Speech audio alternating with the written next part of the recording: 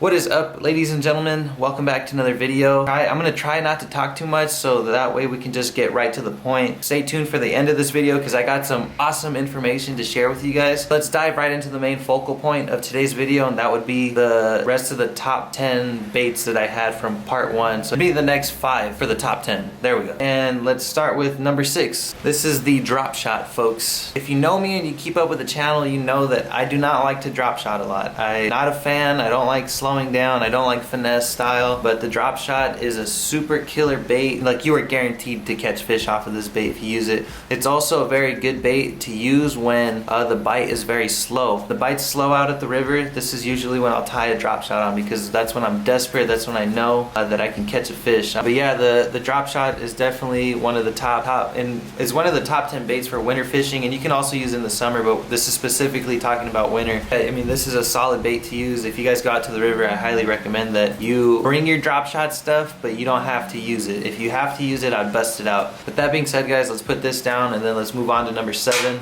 And number 7 is also a more of a finesse style bait that I like to use, and that's a Fluke, guys. So sometimes you can find the schools of fish, like obviously schooled up, and if they're not hitting that crankbait, or if they're not hitting that lipless or any other kind of fast moving bait, then you can definitely slow it down with the Fluke like this. I tend to throw it weightless. If the fish are in the grass, then this Fluke tends to float right above the grass. Sometimes the fish come out and then bite it like that. Or you could actually fish it on the edge of the cane in the backwaters. The fish usually come out from underneath all the cane or in the grass. It just depends what you're fishing, and they eat it, and then you just set the hook and then you catch fish. I mean, it's super simple. Yeah, it's a super cool way to fish. You could slow it down or you could fish it fast. It just depends. You could also donkey rig it. If you don't know what the donkey rig is, it's pretty much 2 Flukes tied together. Here's a line, and then it splits off into 2, and then you tie your Flukes on each end, and then they pretty much cross each other. It's pretty neat. I've done it a few times. I haven't caught fish off of it, but I've seen my buddy catch fish off of it, and it's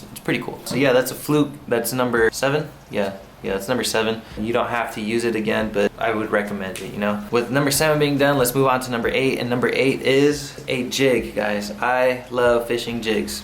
I don't do it a lot in my videos, but I do like fishing jigs. I don't know why. But I use more of a finesse style jig, not like a big old heavy jig, because I don't flip into like deep dark stuff because I'm not really a flipper. If I had to fish a jig, I would out at the river, mainly because, so you get the mountain. So imagine the mountain coming down this way, and then it goes into the water, and then at the base of it, sometimes you'll get grass growing right at the edge, and so then you have this fine gap this fine weed line gap of like rock and then grass, and usually you could hop your jig right along there. And sometimes you can either get fish to come out of the grass, or the fish are either cruising up and down looking for bait to eat.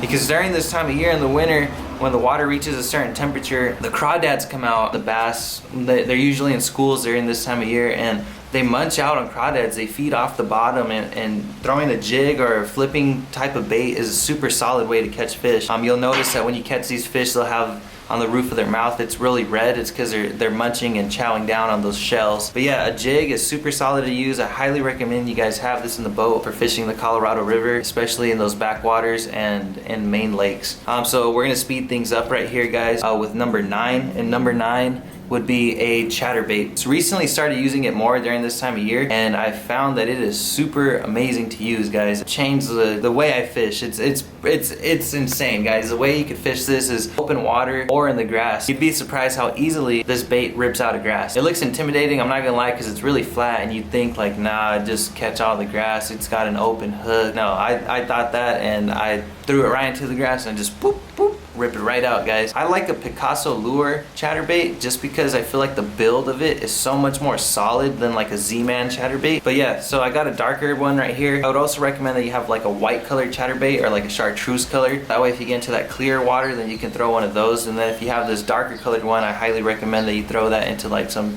more chocolate milk looking water. So yeah, number 9 is definitely a chatterbait. Like I said, I just started using it more this year, and it's excelled pretty well for me, I'm not gonna lie. So number 10. Number 10 is my favorite bait of all time. It is the little cheater. This thing right here, guys, is money. There's multiple ways you could fish Oh, come on, mailman. Come on, dude. All right, mailman just left. All right, so the 3-inch cheater, it's very versatile. You could throw it on like a chatterbait right here. I have it right here. I forgot to mention that. You could put it on a chatterbait. You could put it on a spinnerbait. You could put it on a, I don't know, what else is there? A lead head like this. You could put it also on a an Alabama rig. But my favorite way is to throw it on a 1/4 ounce lead head and just open water fish it, or alongside grass, or in the grass. Not really in the grass because of the hook. It's a super solid bait, guys. If I recommend any of these baits to buy, I would go with the pack of 3-inch cheaters, just because it's so versatile and it works, guys. Like I've caught a ton of fish this past November, December, and now this, not so much this January period because I haven't been fishing too much. But all these baits, you could fish it, like I said, in the grass. During this time of year, the fish tend to school up and eat shad, and it's just a freaking awesome time to fish. I get a lot of questions like, hey, is January and February a good time to fish? Yes. You're gonna have the really rough period of like a slow bite, but when it picks up, man, it's just gonna go doom doom doom. I wish I can get out there and show you guys, but like if you guys watch the channel, you guys know I don't have my boat and I can't really go out and do that. But if you watch my most recent video, then you can see me using one of these baits that I mentioned in my top 10 winter fishing baits and just kill it with my dad, and I'll link that down below as well. But yeah, guys, you guys could slow it down with a jig or with the Fluke or with a drop shot. You guys can speed it up with crankbaits, lipless crankbaits, jerk baits. Just rip it out of grass. Don't hold me to it if you guys use these baits and don't catch fish. These are just my personal favorite baits that I like to use when I go out there. Yeah, and so, oh yeah, and I mentioned that I got some news for you guys. I've been fishing and I have fishing videos, but I can't share them with you guys yet. And I really want to post photos and everything, but I'm gonna hold off on it because I'm waiting for something super special to happen. I know it's gonna happen. It's just gotta be the right time. It's gonna be awesome, guys. You guys are gonna be like, whoa, what the heck? So yeah, I'm pretty stoked. Oh, my boat, if you guys don't know, is with Tiny Boat Nation. Tiny Boat Nation,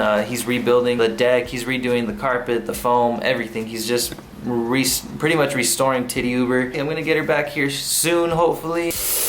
And she's gonna be awesome, guys. If you guys have like a 16-foot bass tracker or any kind of boat build, definitely check out Tiny Boat Nation down in the link, because he does some awesome stuff, and it's like do-it-yourself. Everything that you can dream of, he just builds it, and then you can just take from there and then apply it to your build. And yeah, folks, that's all I have to say. So yeah, thank you guys all for watching. Have a wonderful day, and I will catch you in the next video, homies. Stay tuned for that juiceness. Peace. Love you guys all, and fish on.